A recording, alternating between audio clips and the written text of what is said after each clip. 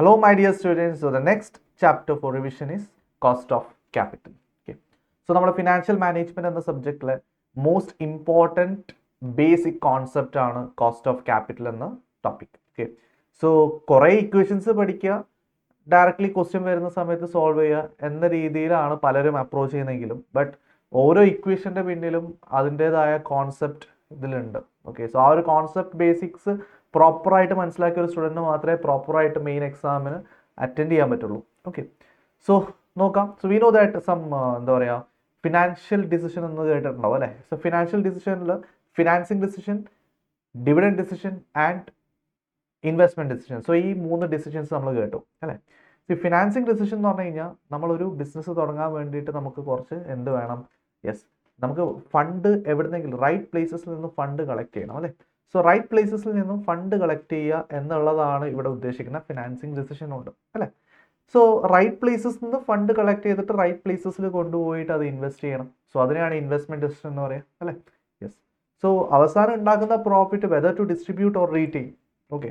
So reinvestment നടത്തണോ വേണ്ടയോ എന്നുള്ളതാണ് ഡിവിഡൻഡ് ഡിസിഷൻ എന്ന് പറയുന്ന ടോപ്പിക്കിൽ പറയുന്നത് അല്ലേ.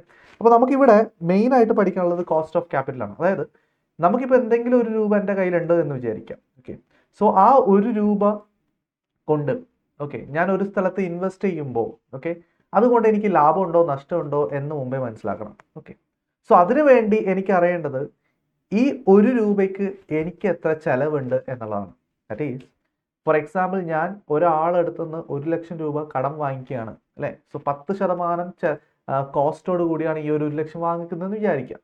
സോ 10,000 രൂപ ഞാൻ അയാൾക്ക് കൊടുക്കണം. അപ്പം ഞാൻ 10,000 രൂപ കൊടുത്തിട്ട് ഓക്കെ അയാളുടെ അടുത്ത് നിന്ന് 1 ലക്ഷം രൂപ വാങ്ങിക്കുമ്പോൾ ആനുവലി 10,000 കൊടുക്കുകയാണ്. 1 lakh റുപ്പീസ് എൻ്റെ കയ്യിലുണ്ട്. സോ ഈ 1 lakh റുപ്പീസ് ഞാൻ ഇൻവെസ്റ്റ് ചെയ്യുമ്പോൾ ശ്രദ്ധിക്കേണ്ട കാര്യം എന്താ, yes I should make A return more than this 10,000 അല്ലേ. എൻ്റെ കോസ്റ്റിനേക്കാളും കൂടുതൽ ഉണ്ടാക്കണം. സോ കോസ്റ്റ് എന്ന് പറയുന്ന ഒരു ബെഞ്ച് മാർക്കാണ് ശരിക്കും പറഞ്ഞു കഴിഞ്ഞാൽ അല്ലേ. യെസ്. സോ ഇൻവെസ്റ്റ്മെൻറ്റ് ചെയ്യണോ വേണ്ടോ എന്നുള്ള തീരുമാനിക്കേണ്ടത് ഈ ഒരു കോസ്റ്റിൻ്റെ ബേസിസിലാണ്.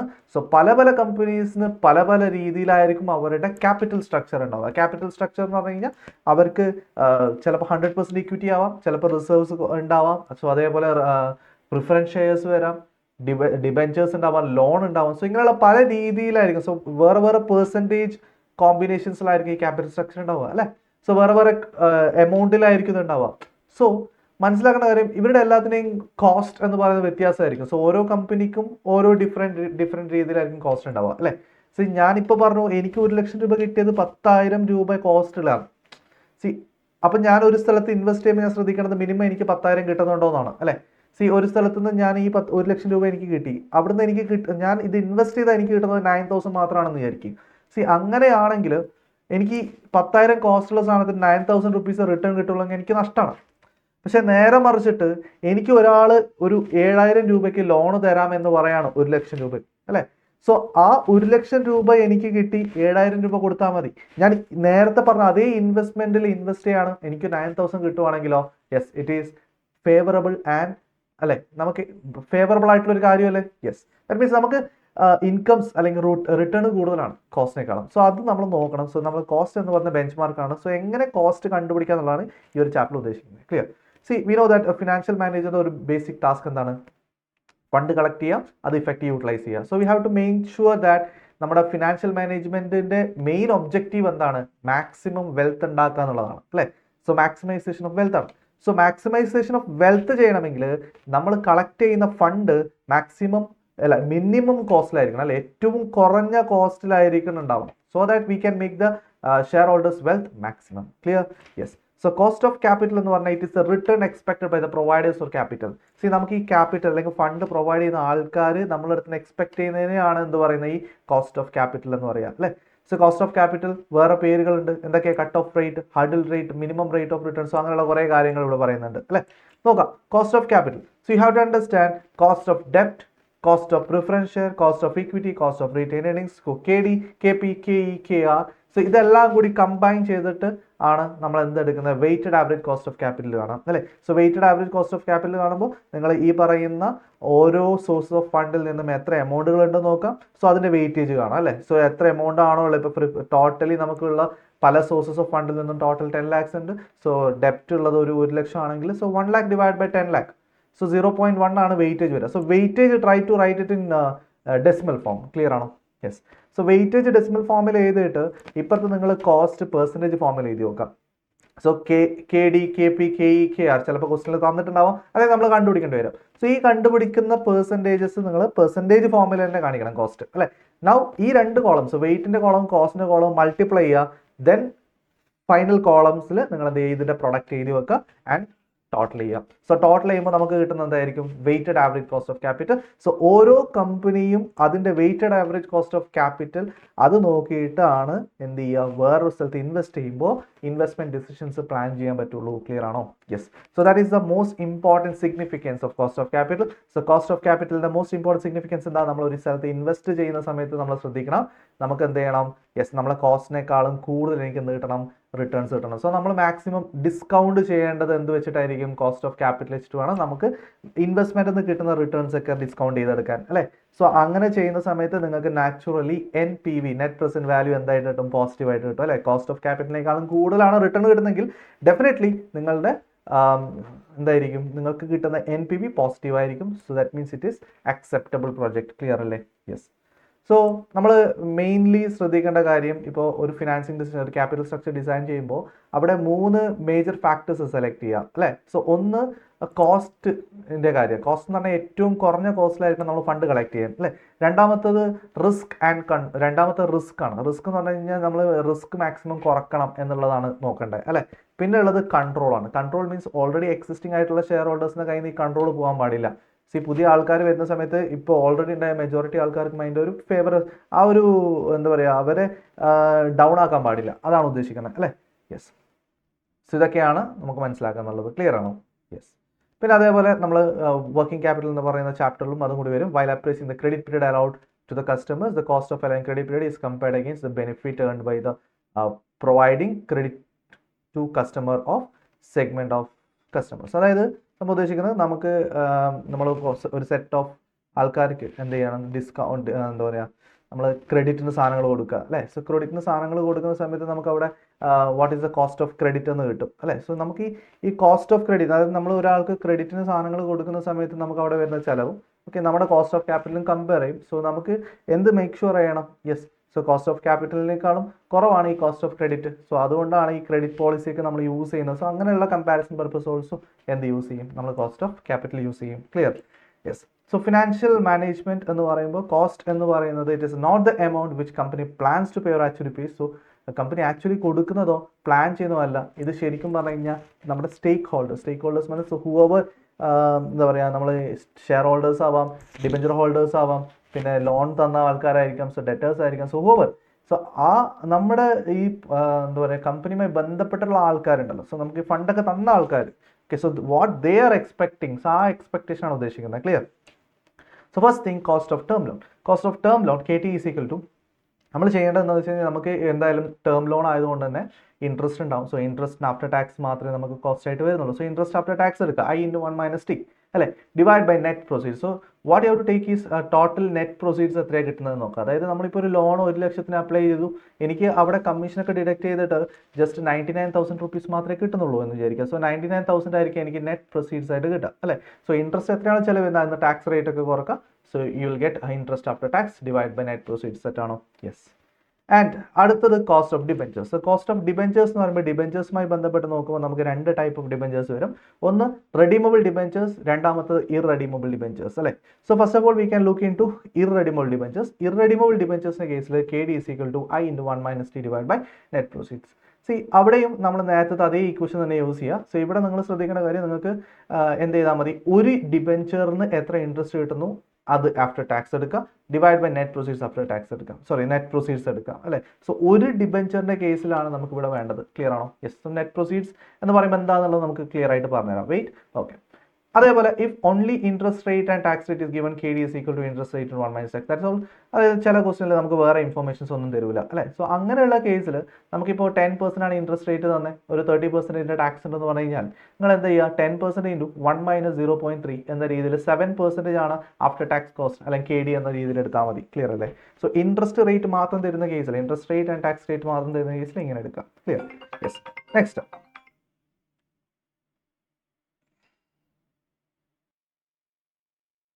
യെസ്. സോ അങ്ങനെയാണെങ്കിൽ റെഡീമബിൾ ഡിബെഞ്ചേഴ്സിൻ്റെ കേസിൽ എന്താണെന്ന് നോക്കാം. റെഡീമബിൾ ഡിബെഞ്ചേഴ്സിൻ്റെ കേസിൽ നമ്മൾ കണ്ടുപിടിക്കേണ്ടത് ഇൻട്രസ്റ്റ് ആഫ്റ്റർ ടാക്സ് ആദ്യം എടുക്കുക. ഇൻട്രസ്റ്റ് ആഫ്റ്റർ ടാക്സ് പ്ലസ് അതിൻ്റെ കൂടെ നമ്മൾ എന്ത് ചെയ്യണം? Yes, R V minus N P by N, അതായത് റിഡംഷൻ ചെയ്യുന്ന value minus net proceeds. Okay. So അതായത് ഇപ്പോൾ നിങ്ങൾ ഫോർ എക്സാമ്പിൾ ഒരു 98 റുപ്പീസിന് വാങ്ങിച്ച സാധനം. ഓക്കെ. സോ 98 റുപ്പീസാണ് ആദ്യം കൊടുത്തത്. പക്ഷേ പിന്നീട് നിങ്ങൾക്ക് ഇപ്പോൾ കമ്പനിയുടെ പോയിന്റ് ഓഫ് വ്യൂ ചിന്തിക്കുകയാണെങ്കിൽ കമ്പനിക്ക് കിട്ടിയത് 98 ആണ്. കമ്പനി തിരിച്ചു കൊടുക്കുമ്പോൾ 102 കൊടുക്കണം. സോ അങ്ങനെയാണെങ്കിൽ ഈ 4 രൂപ എക്സ്ട്രാ കൊടുക്കണം അല്ലേ? ഈ 4 രൂപ എക്സ്ട്രാ കൊടുക്കുന്നത് ഇപ്പോൾ ഇതൊരു 10 ഇയേഴ്സിൻ്റെ ഡിബെഞ്ചർ ആണെങ്കിൽ ആ 10 ഇയേഴ്സിലുള്ള എക്സ്പെൻസ് ആയിട്ട് എടുക്കുക അല്ലേ? So R B minus N P divide by N എടുക്കുക, ഹോൾ ഡിവൈഡ് ബൈ ആവറേജ് എടുക്കുക. So R B and N പിയുടെ ആവറേജ് എടുക്കുക. സോ ആവറേജ് എന്ന് പറയുമ്പോൾ R B plus N P by 2 എടുക്കുക. ക്ലിയർ അല്ലേ? യെസ്. ആൻഡ് മക്കളെ ശ്രദ്ധിക്കുക, ഇവിടെ R B minus N P by N അതിന് നമ്മൾ ടാക്സിൻ്റെ ഇഫക്റ്റ് കൊടുത്തിട്ടില്ല. ആ ഒരു എക്സ്പെൻസിന് 1 മൈനസ് ടാക്സ് കൊടുത്തിട്ടില്ല. So alternatively there is also possible that into 1 minus tax വേണമെങ്കിൽ നമുക്ക് R B minus N P by എന്നിനും കൊടുക്കാം. ഓക്കെ. പക്ഷേ assume that there is no tax benefit for that. അങ്ങനെയാണെങ്കിൽ ഇതുപോലെ ചെയ്യാം. സോ നോർമലി ഇങ്ങനെയാണ് ഫോളോ ചെയ്തുകൊണ്ട് സോ അത് തന്നെ ഫോളോ ചെയ്യാം. ക്ലിയർ? യെസ്. ഈ മെത്തേഡിനാണ് നമ്മൾ അപ്രോക്സിമേഷൻ മെത്തേഡ് എന്ന് പറയാം. Okay. This is approximate values. Actually കണ്ടുപിടിക്കുന്ന രീതിയല്ല, അപ്രോക്സിമേറ്റ് രീതിയാണ് ഇവിടെ പറയുന്നത്. ക്ലിയർ അല്ലേ? യെസ്. ആക്ച്വലി കണ്ടുപിടിക്കുന്ന രീതി YTM മെത്തേഡ് രീതിയിലാണ്. ക്ലിയർ ആണോ? യെസ്. സോ നമുക്ക് ഇതിൽ ഓരോ പോയിന്റ്സ് 1 by 1 നോക്കാം. സോ ഐ എന്താണെന്നുള്ളത് നമുക്ക് ക്ലിയർ ആണ് അല്ലേ? I means interest per debenture, T means tax rate in decimal. Okay. N P എന്ന് പറയുന്നത് net proceeds per debenture. So ഓരോ ഡിബെഞ്ചറിൽ എത്രയാണ് നെറ്റ് പ്രൊസീഡ്സ് വരിക? R B means redemption value, എത്രയാണ് നമ്മൾ റിഡംഷൻ ചെയ്യുക. N means number remaining life of debentures. Clear? ഇനി നോക്കുക മക്കളെ, if R B is not given, R B നമുക്ക് തന്നിട്ടില്ല എന്ന് വിചാരിക്കുക, അതായത് റിഡംഷൻ വാല്യൂ എത്രയാണെന്നുള്ളത് തന്നിട്ടില്ല എന്ന് വിചാരിക്കുക. സോ അങ്ങനെയാണെങ്കിൽ നമ്മൾ എന്താ അസ്യൂം ചെയ്യും? എന്താണോ ഫേസ് വാല്യൂ ആ ഫേസ് വാല്യൂ തന്നെയാണ് നമ്മൾ റിഡീം ചെയ്യുന്നത്. ക്ലിയർ അല്ലേ? സോ 100 രൂപ ഫേസ് വാല്യൂയുടെ സാധനം. സോ പിന്നീട് എത്രയാണ് റിഡീം ചെയ്യുന്നതെന്ന് പറഞ്ഞിട്ടില്ലെങ്കിൽ റിഡംഷൻ വാല്യൂ എന്തിനാ എടുക്കുക? 100 ആയിട്ട് എടുക്കുക. ആൻഡ് നെറ്റ് പ്രൊസീഡ്സിൻ്റെ കേസ് ഭയങ്കര ശ്രദ്ധിക്കേണ്ട കാര്യമാണ്. ന്യൂ ഇഷ്യൂയുടെ കേസ് ആണെങ്കിൽ, ഓക്കെ, ന്യൂ ഇഷ്യൂ ആണ് എങ്കിൽ നമ്മൾ എന്തെടുക്കണം? യെസ്, നെറ്റ് പ്രൊസീഡ്സ് ആയിട്ട് എടുക്കേണ്ടത് ഇഷ്യൂ പ്രൈസിൽ നിന്നും flotation cost or brokerage cost കുറച്ചിട്ട് വേണം എടുക്കാൻ. ക്ലിയർ അല്ലേ? യെസ്. സോ ഇഷ്യൂ പ്രൈസിൽ നിന്നും ഫ്ലോട്ടേഷൻ കോസ്റ്റ് കുറക്കുക, അതാണ് നിങ്ങൾ നെറ്റ് പ്രൊസീഡ്സ്. സോ ചില സമയത്ത് ക്വസ്റ്റ്യനിൽ ഇഷ്യൂ പ്രൈസ് എന്താണെന്ന് തരൂല. സോ ഇഷ്യൂ പ്രൈസ് തന്നിട്ടില്ലെങ്കിൽ നമ്മൾ എന്ത് അസ്യൂം ചെയ്യും? ഓക്കെ. സോ അപ്പോൾ എന്താണ് മാർക്കറ്റ് പ്രൈസ് ഉള്ളത്? ആ മാർക്കറ്റ് പ്രൈസ് ആണ് നമ്മൾ ഇഷ്യൂ ചെയ്യുന്നത്. സോ ഇഷ്യൂ പ്രൈസും മാർക്കറ്റ് പ്രൈസും സെയിം ആവും. ക്ലിയർ ആണോ? യെസ്. സെറ്റ് അല്ലേ? ഓക്കെ. ഇപ്പോൾ ഇഷ്യൂ പ്രൈസും തന്നിട്ടില്ല, മാർക്കറ്റ് പ്രൈസും തന്നിട്ടില്ല. സോ അങ്ങനെയുള്ള കേസിൽ നമ്മൾ ഇഷ്യൂ പ്രൈസ് എന്തായിട്ട് എടുക്കണം? ഫേസ് വാല്യൂ എടുക്കണം. So the point clear. Issue price തന്നിട്ടില്ലെങ്കിൽ ഇഷ്യൂ പ്രൈസ് എടുക്കുക, ഇഷ്യൂ പ്രൈസ് തന്നിട്ടില്ല എങ്കിൽ മാർക്കറ്റ് പ്രൈസ് എടുക്കുക, ഇത് രണ്ടും തന്നിട്ടില്ല എങ്കിൽ ഫേസ് വാല്യൂ എടുക്കുക. Okay. So we are assuming this is the issue price. ഇനി അതിൽ നിന്ന് എന്ത് വേണം? ഫ്ലോട്ടേഷൻ കോസ്റ്റ് കുറക്കണം. ഫ്ലോട്ടേഷൻ കോസ്റ്റ് ചില സമയത്ത് depends on the question. Okay. Issue പ്രൈസിൽ നിന്ന് നിങ്ങൾ അസംപ്ഷൻ കൊടുക്കുക, it is calculate on issue price എന്ന് പറഞ്ഞിട്ട് ആ ഇഷ്യൂ പ്രൈസിൻ്റെ മുകളിൽ ഫ്ലോട്ടേഷൻ കോസ്റ്റ് എടുക്കുക. And rarely if the assumption is different, അതായത് flotation cost is calculated on face value എന്ന രീതിയിലാണ് കൊടുക്കുന്നതെങ്കിൽ, അല്ലെങ്കിൽ ക്വസ്റ്റ്യനിൽ സ്പെസിഫിക്കലി മെൻഷൻ ചെയ്തിട്ടുണ്ടെങ്കിൽ ഫ്ലോട്ടേഷൻ കോസ്റ്റ് ഫേസ് വാല്യൂയുടെ മുകളിൽ എടുക്കുക. ഓക്കെ. ഇനി എക്സിസ്റ്റിംഗ് ഡെപ്റ്റിൻ്റെ കേസാണ്, അതായത് ഓൾറെഡി എക്സിസ്റ്റിംഗ് ആയിട്ടുള്ള ഡെപ്റ്റിന് കഴിഞ്ഞ ഒരു 3-4 വർഷം മുമ്പേ ഇഷ്യൂ ചെയ്ത ഡെപ്റ്റാണ്. അങ്ങനെയാണ്. സോ ഇനി ഒരു 5 ഇയേഴ്സോ 4 ഇയേഴ്സോ മാത്രമേ ബാക്കിയുള്ളൂ. സോ ആ കേസിൽ നെറ്റ് പ്രൊസീഡ്സ് എത്രയാണെന്ന് വെച്ച് കഴിഞ്ഞാൽ മാർക്കറ്റ് പ്രൈസ് എടുത്താൽ മതി. സോ ആ ടൈമിലുള്ള കറണ്ട് ടൈമിലുള്ള മാർക്കറ്റ് കോസ്റ്റ് എത്രയാണോ, കറണ്ട് ടൈമിലുള്ള മാർക്കറ്റ് പ്രൈസ് എത്രയാണോ അത് എടുത്താൽ മതി. സോ ഇവിടെ ഫ്ലോട്ടേഷൻ കോസ്റ്റ് കാര്യങ്ങളൊന്നും മെൻഷൻ ചെയ്യണം. ക്ലിയർ? യെസ്. പിന്നെ ഈ പറഞ്ഞ അപ്രോക്സിമേഷൻ മെത്തേഡ് നമുക്ക് യൂസ് ചെയ്യാൻ പാടില്ലാത്ത കേസസ് പറയാം. അതായത് അപ്രോക്സിമേഷൻ മെത്തേഡ് നമ്മൾ ഈ R B minus N P by N എന്നുള്ളൊക്കെ വെച്ചിട്ടുള്ള ഇക്വേഷൻ അല്ലേ. സോ അതൊന്നും യൂസ് ചെയ്യാൻ പറ്റില്ലാത്ത കേസ് എന്ന് പറഞ്ഞു കഴിഞ്ഞാൽ, ഒന്ന് R B and N P ഭയങ്കര ഹൈ ആണെങ്കിൽ, അതായത് റിഡംഷൻ നമ്മൾ നെറ്റ് പ്രൊസീഡ്സ് കിട്ടുന്നത് ഭയങ്കര ചെറുതാണ്. So if you are getting for example 0 coupon ബോണ്ടിൻ്റെയൊക്കെ കേസിലെ സോ 2500 രൂപയുടെ സാധനമാണ് നമുക്ക് എന്ത് വരുന്നത്. സോ 10-25 കൊല്ലമൊക്കെ കഴിഞ്ഞിട്ട് നമുക്കത് റിഡംഷൻ ചെയ്യുന്ന സമയത്ത് 1 ലക്ഷമൊക്കെ വരുവാണ്. സോ ദാറ്റ് മീൻസ് അത്രയും ഡിഫറൻസ് വരുവാണെങ്കിൽ, ഓക്കെ. അതേപോലെ ഗ്രാജുവൽ റിഡംഷൻ ഓഫ് ബോണ്ട് നമ്മൾ ഗ്രാജുവലായിട്ട് റിഡീം ചെയ്ത് പോവാം. ഓക്കെ. അതായത് ഇയർലി ബേസിസിൽ സ്മോൾ ഇതായിട്ട് നമ്മൾ കട്ട് ചെയ്ത് പോവാണ്. സോ ആ കേസിലൊന്നും നിങ്ങൾക്ക് എന്ത് ചെയ്യാൻ പാടില്ല? ഈ പറഞ്ഞ അപ്രോക്സിമേഷൻ മെത്തേഡ് യൂസ് ചെയ്യാൻ പാടില്ല. ഓക്കെ. ഇനി റിഡീമബിൾ ഡിബെഞ്ചേഴ്സിൻ്റെ YTM method, this is the actual method. ഒരു ക്വസ്റ്റ്യനിൽ അപ്രോക്സിമേഷൻ മെത്തേഡ് എന്ന് പറയുന്നത് it's a shortcut method. Okay. So നമ്മൾ പഠിക്കുമ്പോൾ, നിങ്ങൾ ഇക്വേഷൻ ആയിട്ട് പഠിക്കുമ്പോൾ, നിങ്ങൾ എവിടെയെങ്കിലും ക്ലാസ് കേൾക്കുമ്പോൾ ഇതാണ് ഇക്വേഷൻ എന്ന് പറഞ്ഞിട്ട് പഠിച്ചിട്ടുണ്ടെങ്കിൽ that is only approximate method, that is only a shortcut method. The actual method is YTM method. ഇതാണ് present value approach വെച്ചിട്ട് ചെയ്യുന്ന method. Clear? So that is the most important method. ഇതാണ് അതിന്റെ method. Clear? So this method is more preferable than approximation method. Clear ആണോ? So more correct എന്താണ്? Yes, YTM method. YTM മെത്തേഡിൽ കിട്ടുന്ന സാധനം അല്ലേ, ആ YTM മെത്തേഡിൽ നിങ്ങൾക്ക് എന്താണോ ഫൈനൽ ആൻസർ കിട്ടാൻ പോകുന്നത് അത് ഏകദേശം കിട്ടിക്കുന്നതാണ് എന്ത്? Approximation method. സോ നിങ്ങൾ നോർമൽ കേസസിൽ if RB and NP almost same ആണെന്ന് വിചാരിക്കും, RB is equal to NP ആണെന്ന് വിചാരിക്കും. സോ ആ കേസിൽ നിങ്ങൾക്ക് ഇത് രണ്ടിലും സെയിം ആൻസർ കിട്ടും. RB NP തമ്മിൽ ചെറിയ ഡിഫറൻസ് ആണെങ്കിൽ ഏകദേശം അടുപ്പിച്ച് കിട്ടും. RB NP തമ്മിൽ ഒരുപാട് ഡിഫറൻസ് ഉണ്ടെങ്കിൽ ഓക്കെ അപ്പോഴാണ് വേരിയേഷൻസ് വരിക. ക്ലിയർ അല്ലേ? ഓക്കെ, സോ നോക്കാം നമ്മൾ എങ്ങനെ ചെയ്യുക. ഇയർ 0, സോ 0th ഇയറിൽ ഇപ്പോൾ കമ്പനിയുടെ പോയിന്റ് ഓഫ് വ്യൂവിൽ ചിന്തിച്ച് നോക്കുകയാണെങ്കിൽ കമ്പനിക്ക് എന്ത് കമ്പനിയുടെ പോയിന്റ് ഓഫ് വ്യൂവിൽ ചിന്തിക്കാം, or from the point of view of നമ്മളെ ഇൻവെസ്റ്ററിന്റെ പോയിന്റ് ഓഫ് വ്യൂവിൽ ചിന്തിക്കാം. സോ അങ്ങനെയാണ് ഇപ്പോൾ 0th ഇയറിൽ. ഓക്കെ, സോ ഇപ്പോൾ if you are thinking from the angle of നമ്മൾ ഇൻവെസ്റ്ററിന്റെ പോയിന്റ് ഓഫ് വ്യൂവിൽ ചിന്തിക്കുകയാണെന്ന് വിചാരിച്ചു. സോ അങ്ങനെ ഇൻവെസ്റ്റർ നമുക്ക് പൈസ തരുന്നു അല്ലെ, സോ ഇൻവെസ്റ്ററിന്റെ കയ്യിൽ നിന്ന് എന്ത് വന്നു? പൈസ പോകുന്നുണ്ട്. ക്ലിയർ? ആൻഡ് ഫസ്റ്റ് ഇയർ മുതൽ nth ഇയർ വരെ സോ നമ്മുടെ പോയിന്റ് ഓഫ് വ്യൂ നമുക്ക് അങ്ങോട്ടേക്ക് എന്ത് വരുന്നുണ്ട്? So interest in 1 minus tax അല്ലേ. കമ്പനിയുടെ പോയിന്റ് ഓഫ് വ്യൂവിൽ നോക്കാം, കമ്പനിക്ക് അങ്ങോട്ടേക്ക് എന്ത് വരുന്നുണ്ട്? ഇൻട്രസ്റ്റ് ഇൻ 1 മൈനസ് ടാക്സ് വരുന്നുണ്ട്. ക്ലിയർ? ഇനി ഈ പറഞ്ഞ ഇൻവെസ്റ്ററിന്റെ പോയിന്റ് ഓഫ് വ്യൂവിൽ അതൊരു ഇൻകം ആണ് അല്ലെങ്കിൽ റിട്ടേൺസ് ആണ് കിട്ടുക അല്ലെ. ആൻഡ് nth ഇയറിൽ അവർക്ക് എന്ത് കിട്ടുന്നുണ്ട്? RB കിട്ടുന്നുണ്ട്. സോ ഇവിടെ നിങ്ങൾക്ക് വേണമെങ്കിൽ ആദ്യത്തെ പാർട്ട് നെഗറ്റീവ് ബാക്കി രണ്ട് പോസിറ്റീവ് ആയിട്ട് എടുക്കുക, ഓർ നേരെ തിരിച്ചു എടുക്കുക, no problem. Clear? Yes. So കമ്പനിയുടെ പോയിന്റ് ഓഫ് വ്യൂവിൽ എന്ന രീതിയിൽ ചിന്തിക്കുകയാണെങ്കിൽ അങ്ങനെ എടുക്കാം. ഓക്കെ അല്ലേ? യെസ്. Financial next. സോ ഇത് സോൾവ് ചെയ്യുന്ന സമയത്ത് ശ്രദ്ധിക്കേണ്ട കാര്യം ഒന്ന്, PVF നമ്മൾ കണ്ടുപിടിക്കുമ്പോൾ 2 റേറ്റിൽ കണ്ടുപിടിക്കുക എന്നുള്ളതാണ്. ഓക്കെ, സോ അതിന് വേണ്ടിയിട്ടുള്ള ഒരു ഐഡിയ എന്ന് പറഞ്ഞു കഴിഞ്ഞാൽ നിങ്ങൾ എന്താണെന്ന് വെച്ച് കഴിഞ്ഞാൽ ഫസ്റ്റ് നോർമൽ അപ്രോക്സിമേഷൻ മെത്തേഡ് ചെയ്യാം. ഓക്കെ, സോ അപ്രോക്സിമേഷൻ മെത്തേഡ് ചെയ്യുന്ന സമയത്ത് നിങ്ങൾക്ക് ഏകദേശം ആൻസർ ഒരു 6.5 ഒക്കെ കിട്ടിയാൽ നമുക്കറിയാം ഏകദേശം 6നും 7ന്റെ ഒക്കെ ഇടയിലായിരിക്കും, അല്ലെങ്കിൽ ഒരു 5നും 7ന്റെ ഒക്കെ ഇടയിലായിരിക്കാം. സോ നിങ്ങൾ എന്ത് ചെയ്യുക? 5 എടുക്കുക, 7 എടുക്കുക, 5 വെച്ചിട്ട് പ്രസന്റ് വാല്യൂ ആണ്, 7 വെച്ചിട്ട് പ്രസന്റ് വാല്യൂ ആണ്, then interpolate it, find out IRR. Okay, so IRR കണ്ടുപിടിക്കാനുള്ള മെത്തേഡ് നിങ്ങൾക്ക് അറിയാമല്ലോ.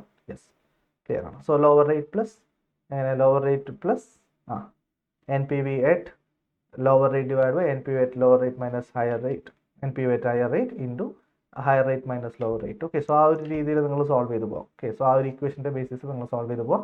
And higher the difference between H and L. So higher റേറ്റും ലോവർ റേറ്റും തമ്മിൽ ഭയങ്കര ഡിഫറൻസ് ഉണ്ടാവാൻ പാടില്ല. സോ നിങ്ങൾ എടുക്കുമ്പോൾ അടുപ്പിച്ചിട്ടുള്ള 2% എടുക്കുന്നതായിരിക്കും ഏറ്റവും ബെസ്റ്റ്. ഓക്കെ, ഇനി കൺവേർട്ടിബിൾ ഡിബെഞ്ചേഴ്സ്. ഈ കൺവേർട്ടിബിൾ ഡിബെഞ്ചേഴ്സിനെ പറ്റി മനസ്സിലാക്കുമ്പോൾ പ്രോപ്പറായിട്ട് നിങ്ങൾ പ്രാക്ടിക്കൽ 7ലേക്ക് റെഫർ ചെയ്യുക. So use the same formula of redeemable debentures. Redeemable ഡിബെഞ്ചേഴ്സിൻ്റെ ഇക്വേഷൻ തന്നെ യൂസ് ചെയ്യുക. അവിടെ നമ്മൾ ശ്രദ്ധിക്കേണ്ടത് റിഡംഷൻ വാല്യൂ ആയിട്ട് എടുക്കേണ്ടത് എന്താ? Yes, you have to take higher of cash value of debentures or value of equity shares at the end of the period. Okay, so നോക്കുക മക്കളെ, cash value of the debentures. So debenture നമ്മൾക്ക് ആ സമയത്ത് okay ഇപ്പോൾ ഒരു 5 വർഷത്തേക്കുള്ള debenture ആണെന്ന് വിചാരിക്കാം. സോ 5 വർഷം കഴിഞ്ഞിട്ട് നിങ്ങൾ ഡിബെഞ്ചർ റിഡംഷൻ ചെയ്യുന്ന സമയത്ത് നിങ്ങൾക്ക് ഇത്ര ക്യാഷ് ഷെയർ എന്ന് പറയാം. ഓക്കെ, അല്ലെങ്കിൽ 5 വർഷം കഴിഞ്ഞിട്ട് അതിനെ നമുക്ക് എന്ത് ചെയ്യാം? ഇക്വിറ്റി ഷെയർ ആയിട്ട് കൺവേർട്ട് ചെയ്യാം. സോ നമ്മൾ ഏത് ചൂസ് ചെയ്യുന്നതെന്ന് വെച്ചാൽ ഏറ്റവും ബെനിഫിഷ്യൽ ആയിട്ടുള്ള കാര്യം ചൂസ് ചെയ്യുള്ളൂ അല്ലേ ഇൻവെസ്റ്റർ. യെസ്, സോ ആ സമയത്ത് ക്യാഷ് ആണോ ബെസ്റ്റ് അല്ല ആ സമയത്തുള്ള ഇക്വിറ്റി ഷെയർസിൻ്റെ വാല്യൂ ആണോ ബെസ്റ്റ് അതാണ് നോക്കുക. ഓക്കെ, സോ ശ്രദ്ധിക്കേണ്ട കാര്യം we have to compare with the number of equity shares. ചിലപ്പോൾ ഒരു ഡിബെഞ്ചറിനെ നമുക്ക് 2 ഇക്വിറ്റി ഷെയർ ആയിട്ട്, അപ്പോൾ 2 ഇക്വിറ്റി ഷെയർ വരും. 2 ഇക്വിറ്റി ഷെയറിൻ്റെ value at the end of that period. So എപ്പോഴാണ് കൺവേർഷൻ ചെയ്യുന്നത്? ആ സമയത്ത്.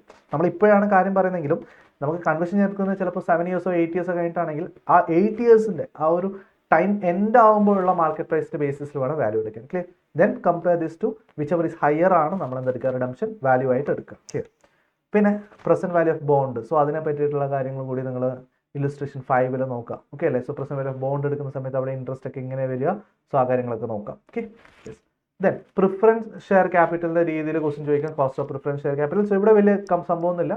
നിങ്ങൾ നേരത്തെ ഡിബെഞ്ചറിൻ്റെ കേസിൽ നമ്മൾ എന്ത് ചെയ്യും? I/1 മൈനസ് ടാക്സ് അവിടെ ടാക്സ് ബെനിഫിറ്റ് കിട്ടി എന്നുള്ള രീതിയിലാണ്. ഇവിടെ ഇൻട്രസ്റ്റ് അല്ല, ഇവിടെ പ്രിഫറൻസ് ഡിവിഡൻഡ് വരും. ഇവിടെ എന്ത് കിട്ടില്ല? നമുക്ക് ടാക്സ് ബെനിഫിറ്റ് കിട്ടില്ല. സോ ആ രീതിയിൽ തന്നെ സോൾവ് ചെയ്യാം. So preference dividend by net proceeds, അല്ലെങ്കിൽ റിഡീമബിൾ പ്രിഫറൻസ് ഷെയർസിൻ്റെ കേസ് ആണെങ്കിൽ preference dividend plus RB minus NP by N divide by അതിൻ്റെ ആവറേജ് എന്ന രീതിയിൽ എടുക്കാം.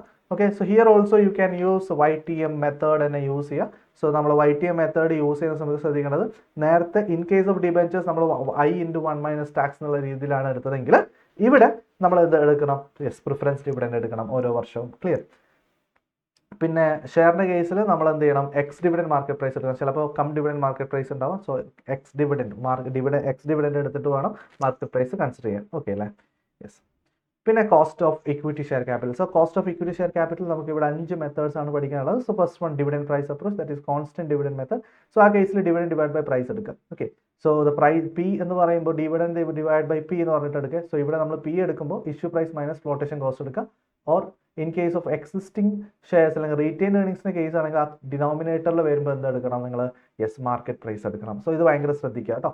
Yes, so in case of ഇപ്പോൾ ആദ്യത്തെ 3 method, cost of equity share ക്യാപിറ്റലിലെ ആദ്യത്തെ 3 മെത്തേഡ് പഠിക്കുമ്പോഴും നിങ്ങൾ ശ്രദ്ധിക്കേണ്ടത് ഇൻ കേസ് ആ ഡിനോമിനേറ്റർ ആയിട്ടുള്ള പി ഉണ്ടല്ലോ, സോ അവിടെ in case of new issue ആണെങ്കിൽ നിങ്ങൾ എന്ത് ചെയ്യുക? Issue price minus flotation cost എടുക്കുക. അല്ലെങ്കിൽ എക്സിസ്റ്റിംഗ് ഷെയർസിനെ പറ്റിയിട്ടോ അല്ലെങ്കിൽ റീറ്റെയിൻ ഏർണിംഗ്സോ ആണ് പറയുന്നതെങ്കിൽ മാർക്കറ്റ് പ്രൈസ് എടുക്കാം. Okay, so dividend price approach ആണെങ്കിൽ dividend by D divide by price. In case of earnings price approach ആണെങ്കിൽ ഇ ഡിവൈഡ് ബൈ പ്രൈസ് എടുക്കും. ഓക്കെ, ഇത് ശരിക്കും പെർപെച്യൂറ്റിയുടെ ഇക്വേഷൻ എ ബൈ ഐ ആ ഒരു ഫോമാറ്റിലേക്ക് വരുന്നതാണ്. Present value equal to A by I പോലെയാണ് വരുന്നത്. So P equal to D by K E. Yes, ആ രീതിയിലാണ് വരുന്നത്. സോ നമുക്ക് ഗ്രോത്ത് അപ്രോച്ചും അതേപോലെ തന്നെ എടുക്കാം. ഗ്രോത്ത് അപ്രോച്ച് നിങ്ങൾ എന്താ പറയുക, A by I minus G എന്നുള്ള ഇക്വേഷൻ പഠിച്ചിട്ടുണ്ട് അല്ലേ? സോ അതേ അപ്രോച്ച് ഇവിടെ ഇട്ട് കഴിഞ്ഞാൽ നമുക്ക് price is equal to D one divide by K E minus G എന്ന് കിട്ടും. ഓക്കെ അല്ലേ? So K is equal to D one divide by P plus G. Clear? So അതിന് റീഅറേഞ്ച് ചെയ്യാം. സോ ഡി വൺ എങ്ങനെ കണ്ടുപിടിക്കാം? D one means D zero into 1 plus G. That's all. Okay, yes. പിന്നെ ഈ ഒരു equation ഞാൻ പറഞ്ഞല്ലോ, denominator ആയിട്ട് നമ്മൾ എടുക്കുമ്പോൾ in case of retain earnings take market price എടുക്കാം. ഓക്കെ, സം ക്വസ്റ്റ്യൻസ് നമ്മുടെ ടെക്സ്റ്റ് ബുക്കിലടക്കം പ്രാക്ടിക്കൽ ക്വസ്റ്റ്യൻസിലടക്കം ഈവൻ സോ പ്രാക്ടിക്കൽ ക്വസ്റ്റ്യൻസിലും ആർട്ടിപ്പിലൊക്കെ നോക്കുമ്പോൾ സെയിം ടൈപ്പ് ക്വസ്റ്റ്യനിൽ ചില ക്വസ്റ്റ്യനിൽ ഇഷ്യൂ പ്രൈസ് എടുക്കുന്നത്, ചില ക്വസ്റ്റ്യനിൽ മാർക്കറ്റ് പ്രൈസ് എടുത്തിട്ടുണ്ട്. സോ എൻ്റെ ഒപ്പീനിയനിൽ so you go for market price first. In case of retain earnings ചോദിച്ചിട്ടുണ്ടെങ്കിൽ മാർക്കറ്റ് പ്രൈസ് ആദ്യം പ്രിഫറൻസ് കൊടുക്കുക. അത് കഴിഞ്ഞിട്ട് മാത്രം ഇഷ്യൂ പ്രൈസിലേക്ക് പ്രിഫറൻസ് കൊടുത്താൽ മതി. ക്ലിയർ അല്ലേ? സോ ക്വസ്റ്റ്യൻ മെൻഷൻ ചെയ്തിട്ടില്ലെങ്കിൽ, ക്വസ്റ്റ്യനിൽ മാർക്കറ്റ് പ്രൈസിനെ പറ്റിയിട്ട് മെൻഷൻ ചെയ്തിട്ടില്ലെങ്കിൽ. ശരി, next we have to understand how to find out G അല്ലെ? G is equal to B R എന്നുള്ള രീതിയിൽ നമ്മൾ ഇക്വേഷൻ പഠിച്ചിട്ടുണ്ട്. ബി എന്ന് പറഞ്ഞാൽ റിട്ടൻഷൻ റേഷ്യോ, അതായത് 1 minus dividend pay out ratio. We know that. R എന്ന് പറഞ്ഞാൽ റേറ്റ് ഓഫ് റിട്ടേൺ, അതായത് നമ്മൾ റിട്ടേൺ ഓൺ ഇക്വിറ്റി ആണ് ഉദ്ദേശിക്കുന്നത് അല്ലേ? യെസ്. പിന്നെ ആവറേജ് മെത്തേഡ് എന്ന് പറഞ്ഞാൽ go for trial and error method, അതായത് D zero is equal to D minus N into 1 plus G whole raise to N. ശരിക്കും പറഞ്ഞു കഴിഞ്ഞാൽ നമ്മൾ ഇപ്പോൾ 5 വർഷം മുന്നുള്ള ഡിവിഡൻഡ് ഇതായിരുന്നു, അതിൻ്റെ കൂടെ into 1 plus G raise to 5 എന്നുള്ള രീതിയിൽ ചെയ്യുന്ന സമയത്ത് നിങ്ങൾക്ക് എന്താ പറയുക? ഡി സീറോ കിട്ടണം. സോ 0th ഇയറിലേക്ക് കിട്ടണം അല്ലേ? യെസ്. സോ അത് വലിയ കുഴപ്പമൊന്നുമില്ല. റിയലൈസ്ഡ് ഈൽഡ് അപ്രോച്ച് നോക്കും മക്കളെ. റിയലൈസ്ഡ് ഈൽഡ് അപ്രോച്ച് എന്ന് പറഞ്ഞു കഴിഞ്ഞാൽ illustration 10 and 11 നമുക്ക് ശ്രദ്ധിക്കാം. According to this approach, the average rate of return realized in the past few years is historically regarded as expected in the future. So സംഭവം ഉദ്ദേശിക്കുന്നത് വെച്ചാൽ നമ്മൾ ആദ്യത്തെ 3 മെത്തേഡിൽ നമ്മൾ എന്താ ചെയ്തത്? യെസ്, ഭാവിയിൽ ഇത്രയായിരിക്കും ഡിവിഡൻഡ് കണ്ടിന്യൂസ് ആയിട്ട് പോവുക, ഭാവിയിൽ ഇത്രയായിരിക്കും ഡിവിഡൻഡ് ഗ്രോത്ത് ഉണ്ടാവുക, ഭാവിയിൽ ഇത്രയായിരിക്കും ഏർണിങ്സ് ഉണ്ടാവുക, ആ ഒരു അപ്രോച്ചിലാണ് പോയത് അല്ലേ? പക്ഷേ ഇവിടെ എന്താണെന്ന് വെച്ച് കഴിഞ്ഞാൽ ഓക്കെ, നമുക്ക് ഭാവിയിലെ എക്സ്പെക്ടേഷനെ പറ്റിയിട്ട് പറയുന്നതിന് പകരം ഓൾറെഡി പണ്ട് കിട്ടിക്കൊണ്ടുണ്ടായിരുന്ന ഈൽഡ് ഇതാണ്. സോ അങ്ങനെയാണെങ്കിൽ ഭാവിയിലും നമ്മൾ എക്സ്പെക്ട് ചെയ്യുന്നത് ഇത് തന്നെയാണ്. സോ നമ്മൾ എന്താ ചെയ്യുന്നത് വെച്ച് കഴിഞ്ഞാൽ മുമ്പ് എത്രയാണ് YTM മെത്തേഡ് സോൾവ് ചെയ്യുന്ന പോലെ നമുക്ക് കണ്ടുപിടിക്കാം. ഓക്കെ, പിന്നെ ഇലിസ്ട്രേഷൻ 10 റെഫർ ചെയ്യുക, അതേപോലെ ഇലിസ്ട്രേഷൻ 11 ഓൾസോ റെഫർ ചെയ്യുക. ഇലിസ്ട്രേഷൻ 11 അവിടെ ഫൈൻഡിങ് ജോമെട്രിക് മീൻ, എങ്ങനെയാണ് ജോമെട്രിക് മീൻ കണ്ടുപിടിക്കുക എന്നുള്ളതും അതിൽ സോൾവ് ആണ്. Okay, so in case of നമ്മൾ ക്ലാസ്സിൽ ഡിസ്കസ് ചെയ്തതാണ് ഇത് already, how to find it out. So നിങ്ങൾക്ക് അത് ചെക്ക് ചെയ്യാം. ഓക്കെ, പിന്നെ last one CAPM model. CAPM മോഡലിൽ K is equal to RF plus beta into RM minus RF അല്ലേ? So RF means risk free return plus beta എന്ന് പറഞ്ഞാൽ sensitive factor, അല്ലെങ്കിൽ നമുക്ക് എന്താ പറയുക, എത്ര പെർസെൻറ്റേജസ് ചേഞ്ച് വരുന്നത് മാർക്കറ്റിൽ 1% ചേഞ്ച് വരുമ്പോൾ what is the percentage change in that ഷെയറിൻ്റെ വാല്യൂ. സോ അതാണ് ഉദ്ദേശിക്കുന്നത്. So RF plus beta into RM minus RF. RM എന്ന് പറഞ്ഞാൽ മാർക്കറ്റ് റിട്ടേൺ, ചിലപ്പോൾ RM മൈനസ് RF തന്നെ തരാം, അതായത് market risk premium. Beta into RM minus RF ആണ് തന്നെങ്കിൽ സെക്യൂരിറ്റി റിസ്ക് പ്രീമിയം ആയിരിക്കും. സോ വെറുതെ ക്വസ്റ്റ്യനിൽ റിസ്ക് പ്രീമിയം എന്ന് പറഞ്ഞിട്ടുണ്ടെങ്കിൽ അത് മാർക്കറ്റ് റിസ്ക് പ്രീമിയം ആണെന്ന് പറഞ്ഞിട്ട് എടുക്കാം. Clear? Okay, so assume that is market risk premium, അങ്ങനെ എടുക്കാം. അല്ല വെറുതെ തന്നിട്ടുണ്ടെങ്കിൽ നിങ്ങൾക്ക് അസ്യൂം ചെയ്യണമെങ്കിൽ നേരെ തിരിച്ചും അസ്യൂം ചെയ്യാൻ പറ്റും. ഓക്കെ അല്ലേ? യെസ്, എന്താണ് സെക്യൂരിറ്റി റിസ്ക് പ്രീമിയം ആണെന്നുള്ള രീതിയിലും ചെയ്യാൻ പറ്റും. സോ അസംഷൻ കൊടുക്കണം പ്രോപ്പറായിട്ട് ഇത് ഇതാണെന്നുള്ളത്. Clear? Yes. Next is weight average cost of capital. So ഞാൻ ഓൾറെഡി പറഞ്ഞു weighted average cost of capital കണ്ടുപിടിക്കാൻ പറ്റും. സോ ഇതിന് 2 രീതിയിൽ നമുക്ക് വെയിറ്റ് എടുക്കാൻ പറ്റും. ഒന്ന് ബുക്ക് വാല്യൂവിനെ വെയിറ്റ് ആയിട്ട് എടുക്കുക, രണ്ടാമത്തെ മാർക്കറ്റ് വാല്യൂവിനെ വെയിറ്റ് ആയിട്ട് എടുക്കുക. Okay, so in case of decision making V usually use market value. Okay, so market value നമുക്ക് എടുത്തിട്ട് വേണം ചെയ്യാൻ. ക്ലിയർ ആണോ? യെസ്. ഇനി ഇവിടെ ശ്രദ്ധിക്കേണ്ട കുറച്ച് ഇമ്പോർട്ടൻറ്റ് പോയിന്റ്സ് ഉണ്ട്. If only equity share and retain ഏർണിംഗ്സിൻ്റെ ക്യാപിറ്റൽ സ്ട്രക്ചർ. ഓക്കെ, സോ നമ്മൾ എടുക്കുന്ന ക്യാപിറ്റൽ സ്ട്രക്ചറിൽ ഇക്വിറ്റി ഷെയറും റീറ്റെയിൻ ഏർണിംഗ്സും മാത്രമേ ഉള്ളൂ എന്ന് വിചാരിക്കാം. ഓക്കെ അല്ലേ? സോ അങ്ങനെയാണെങ്കിൽ നിങ്ങൾ വാക്ക് ആസ് പെർ ബുക്ക് വാല്യൂ എടുത്താലും വാക്ക് ആസ് പെർ മാർക്കറ്റ് വാല്യൂ എടുത്താലും അവിടെ എന്തുണ്ടാവില്ല, ഡിഫറൻസ് ഉണ്ടാവില്ല. കാരണം നമ്മൾ സാധാരണ മാർക്കറ്റ് പ്രൈസ് വെച്ചിട്ട് എടുക്കുമ്പോൾ എന്താ സംഭവിക്കുന്നത് വെച്ച് കഴിഞ്ഞാൽ, നിങ്ങൾ എന്ത് ബുക്ക് വാല്യൂയിലാണോ ഇക്വിറ്റിയും റീറ്റെയിൻ ഏർണിങ്സും ഉള്ളത് അതേ പ്രൊപ്പോർഷനിൽ മാർക്കറ്റ് വാല്യൂ ഓഫ് ഇക്വിറ്റീനെ നമ്മൾ സ്പ്ലിറ്റ് ചെയ്ത് കൊടുക്കും, അല്ലെങ്കിൽ പ്രൊപ്പോർഷനേറ്റ് ആക്കി കൊടുക്കും. ഓക്കെ അല്ലേ? Yes. So for example you have 10 lakh equity share and 10 lakh retain earnings. Okay അല്ലേ? യെസ്. സോ 10 lakhും 10 lakh റീറ്റെയിൻ ഏർണിങ്സ് ഉണ്ട്. നമ്മൾ മാർക്കറ്റ് പ്രൈസ് വെച്ച് നോക്കിയിട്ട് number of shares into market price അടിച്ചപ്പോൾ നമുക്കൊരു 50 ലക്ഷം കിട്ടിയെന്ന് വിചാരിക്കാം, 50 lakhs. സോ ഈ 50 lakhs is denoting both retain earnings and present equity share. So അങ്ങനെ ആകുമ്പോൾ നമ്മൾ ഈ 10:10 എന്ന റേഷ്യോയിൽ വന്ന് ഈ 50 lakh ഡിവൈഡ് ചെയ്യുക. അപ്പോൾ 25 lakh വരും. C if there is no other source of fund, വേറെ ഒരു സോഴ്സ് ഓഫ് ഫണ്ട് ഇല്ല എങ്കിൽ, അതായത് ഡെറ്റോ പ്രിഫറൻസോ ലോണോ ഒന്നും ഇല്ല എങ്കിൽ, ഇത് രണ്ടെണ്ണം മാത്രമേ ഉള്ളൂ എങ്കിൽ, നിങ്ങൾ ബുക്ക് വാല്യൂ ആസ് പെർ വാക്ക് കണ്ടുപിടിച്ചാലും മാർക്കറ്റ് വാല്യൂ ആസ് പെർ വാക്ക് കണ്ടുപിടിച്ചാലും you will get the same answer. So in case of illustration 16 you can refer that. Clear അല്ലേ? യെസ്. പക്ഷേ while computing WACC using market value weights, market value of equity should be proportionately divided. അതാണ് ഞാനിപ്പോൾ പറഞ്ഞത്. അതായത് നമ്മൾ എന്താണെന്ന് വെച്ച് കഴിഞ്ഞാൽ, ഇത് എന്താ പറയുക, KRും KEയും എല്ലാ കേസിലും ഈക്വൽ ആവണമെന്നില്ല അല്ലേ? So KE may be different from KR. ഞാൻ പറഞ്ഞ ആ ഫ്ലോട്ടേഷൻ കോസ്റ്റിൻ്റെ ഇൻഫ്ലുവൻസ് കാരണം KE കുറച്ച് കൂടുതലായിരിക്കും KRനെ വെച്ച് കമ്പയർ ചെയ്യുമ്പോൾ. ഓക്കെ അല്ലേ? സോ KE കൂടുതലായിരിക്കും, KR നെക്സ്റ്റ് ആയിരിക്കും. ഓക്കെ, അപ്പോൾ അങ്ങനെ വരുന്ന സമയത്ത് ഇപ്പോൾ KRും KEയും ഈക്വൽ ആണെങ്കിൽ നമുക്കിവിടെ കുഴപ്പമില്ല, നമ്മൾ പ്രൊപ്പോർഷനേറ്റ് ആയിട്ട് സ്പ്ലിറ്റ് ചെയ്താലും കുഴപ്പമില്ല. പക്ഷെ KRും KEയും ഡിഫറെൻ്റ് ആണെങ്കിൽ നമ്മൾ എന്ത് ചെയ്യണം, പ്രോപ്പറായിട്ട് ഈ പറഞ്ഞ ഇക്വിറ്റി ഷെയറിനെയും റീറ്റെയിൻ ഏർണിങ്സിനെയും സ്പ്ലിറ്റ് ചെയ്യണം. ഓക്കെ, സോ ആ ഒരു ബുക്ക് വാല്യൂയുടെ പ്രൊപ്പോർഷനേറ്റ് ഫിഗറിൽ നമ്മൾ എന്ത് ചെയ്യണം? Clear.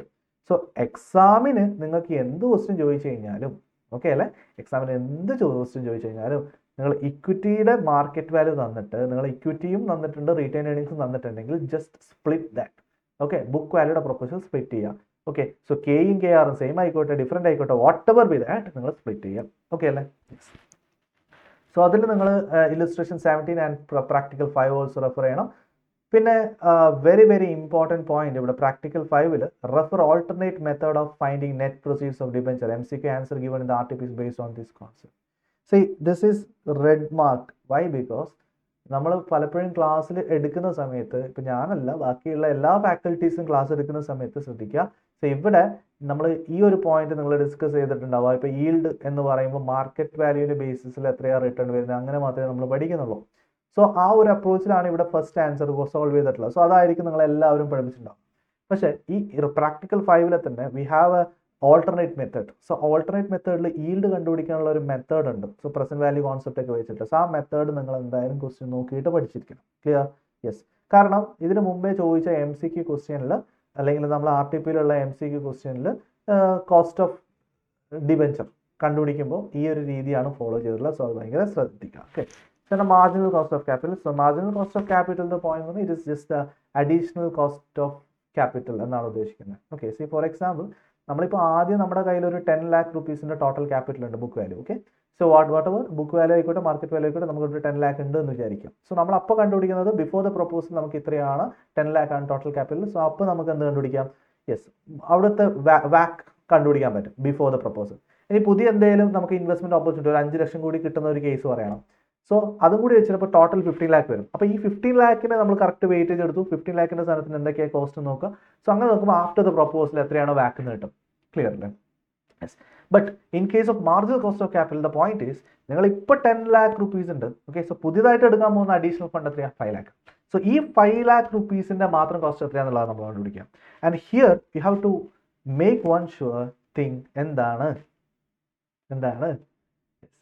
Make this thing sure. എന്ത്? ബുക്ക് നിങ്ങൾ ഓൾറെഡി അവർ ഒപ്റ്റിമം ആയിട്ട് പറഞ്ഞുള്ള കുറച്ച് കാര്യങ്ങളുണ്ട് അല്ലേ? അതായത് നമുക്ക് ക്വസ്റ്റ്യനിൽ തന്നെ പറയും ദിസ് ഈസ് ഒപ്റ്റിമം. അതായത് 80% ഇക്വിറ്റി, 10% ഡെറ്റ്, 10% പ്രിഫറൻസ്, ഇതാണ് ഒപ്റ്റിമം. സോ അങ്ങനെയാണെങ്കിൽ നിങ്ങൾക്ക് ഫർദർ ആയിട്ട് ഒരു 5 ലക്ഷം രൂപ റേസ് ചെയ്യണമെങ്കിൽ, ഓക്കെ, ഫർദർ ആയിട്ട് 5 ലക്ഷം രൂപ റേസ് ചെയ്യണമെങ്കിൽ you have to raise it in the same proportion. So 80% 10% 10% അതേ പ്രൊപ്പോർഷൻ തന്നെ റേസ് ചെയ്യണം എന്നുള്ളതാണ് പറയുന്നത്. ഓക്കെ, സോ ഇതിൽ എന്തെങ്കിലും ചേഞ്ച് വന്നു കഴിഞ്ഞാൽ അവിടെ ഒരു ഡെറ്റ് ഇക്വിറ്റി റേഷ്യോയിലൊക്കെ ചേഞ്ചസ് വരും. സോ മൊത്തത്തിലുള്ള ഒരു വാല്യൂഷൻ ചേഞ്ച് വരും. ഓക്കെ, സോ ആ ഒരു ചേഞ്ചസ് ഉണ്ടാവാണ്ടിരിക്കാൻ വേണ്ടിയിട്ട് ഇങ്ങനത്തെ ഒരു കാര്യം ചെയ്യും. Clear? Yes. So marginal cost of capital ചോദിച്ചു കഴിഞ്ഞാൽ പ്രൊപ്പോർഷൻ അവർ പറയില്ല ഏത് പ്രൊപ്പോർഷനാണെന്ന്. സോ ഓൾറെഡി തന്നിട്ടുള്ള പ്രൊപ്പോർഷനാണ് സ്പ്ലിറ്റ് ചെയ്യാൻ. ക്ലിയർ അല്ലേ? Yes, that's all about cost of capital. So ഇതാണ് most important chapter. Okay, so ഇതിലെ ക്വസ്റ്റ്യൻസ് ഇപ്പോൾ നമുക്ക് ഇപ്പോൾ പറഞ്ഞ കോൺസെപ്റ്റ് വെച്ചിട്ടൊന്നും നോക്കാനില്ല. സോ നോർമലി നമ്മൾ റെഗുലർ ക്ലാസ് ഒക്കെ എടുക്കുമ്പോൾ we take more than 2.5 days ഒക്കെ എടുത്തിട്ടാണ് ഓരോ ക്വസ്റ്റ്യൻ ബൈ ക്വസ്റ്റ്യൻ ഒക്കെ ഡിസ്കസ് ചെയ്തിട്ടാണ് പറയുന്നത്. So you have to practice well. So concept knowledge നല്ലപോലെ വേണം, ഇല്ലെങ്കിൽ ഓരോ ക്വസ്റ്റ്യൻ നിങ്ങൾ സോൾവ് ചെയ്യുമ്പോൾ ഇതെന്തുകൊണ്ട് അങ്ങനെ എന്നുള്ള ഡൗട്ട് വരും. So be very thorough with the concepts. Okay, yes. So thank you my dear students.